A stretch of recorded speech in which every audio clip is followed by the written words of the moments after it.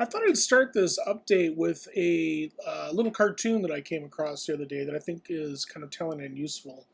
Um, so here in this cartoon, what we see is a little guy in the left there, and he thinks oh, I'm making all this progress up this hill. And then in the second square, you realize, no, you're just barely getting started. I think this kind of sums up where we are in this class in a lot of different ways, which is to say, I think some of you may have thought, oh, I've got this all under control, and then you start to realize when the actual writing assignment comes around that maybe not. So here's the thing. Up to this point, maybe some of you with the discussions and stuff have been kind of, playing along and kind of maybe not reading it that closely and taking some guesses and saying, why, sure, I agree with that observation about the reading, or yes, you have a really good point. And you haven't necessarily paid that much attention to the reading because it's kind of long and hard and complicated and stuff like that. And you haven't really thought too much about the assignments yet and stuff.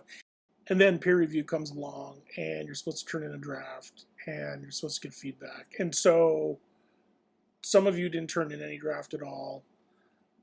Some of you turned in a draft late. A lot of you turned in something that's not really a draft because it's not enough there to talk about. This is going to be kind of a problem because you got to have enough of a draft. You have to be up on the reading in order to succeed with this assignment.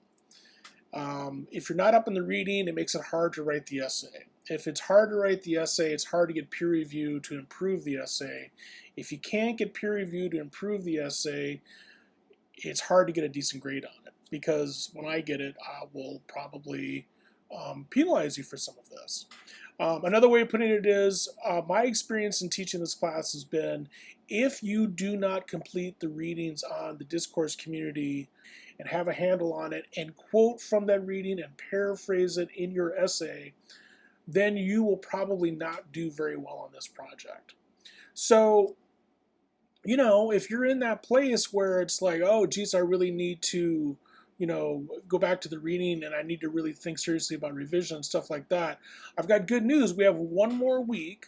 Next week is all about talking about the revision process and how to make your essay stronger and that sort of thing. And then this essay is due the Monday after that, Monday, October 18th, by the end of the day. What you're going to hand in is a revised version of the Google Doc that you started working with in peer review. Okay? The same Google Doc that you shared in peer review, what you need to do is revise that document, make sure it's saved so that anyone at EMU can edit it, which is the case for most of you by now.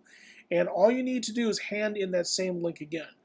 When you hand in your project, do not close any of the comments that anybody left for you. Do not resolve any of the comments. Do not delete any of the comments. Make the changes, but just leave the comments as they are.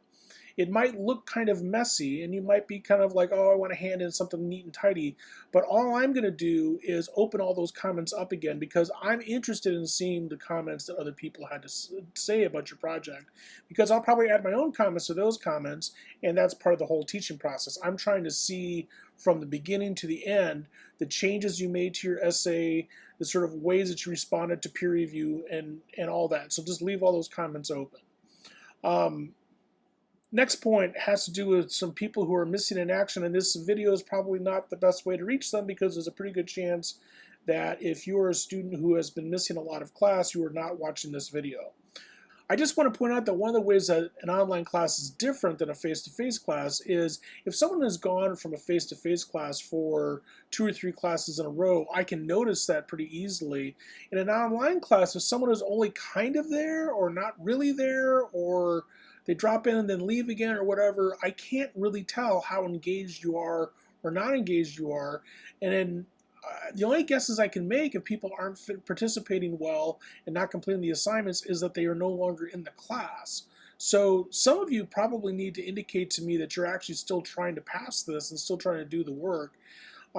And if you're in a situation where you're not really, for one reason or another, the class isn't working out for you this semester, then you really should think about how to withdraw from the class because a W is certainly a lot better than an F on a transcript.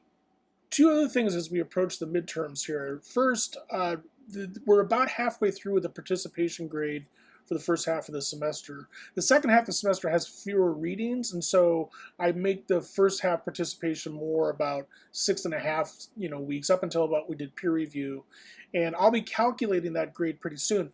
But I've given letter grades for all the discussions, and so you can take probably a pretty good guess as to what your grade is for participation so far.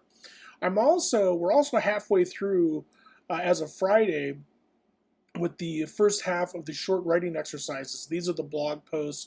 Blog post, writing post, short writing post number 5 asks you to reflect on the process of the peer review that we just finished, and that's due by the end of the day on October 8th. And then what I'll do is basically figure out the grade for that part of the assignment as well. So within a few days here, you should have a really good sense of a pretty significant chunk of your grade, the participation for the first half of the semester, and the blog or the short writing exercises for the first half of the semester.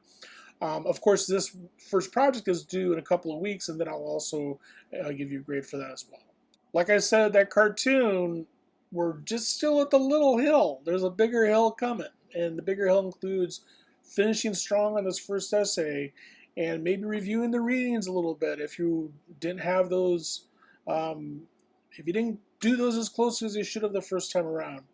And the second project, which asks you to look at some of the publications and journals in your discipline, that's a much bigger hill. But we'll get to that in a few weeks. Okay, let's finish up this one first.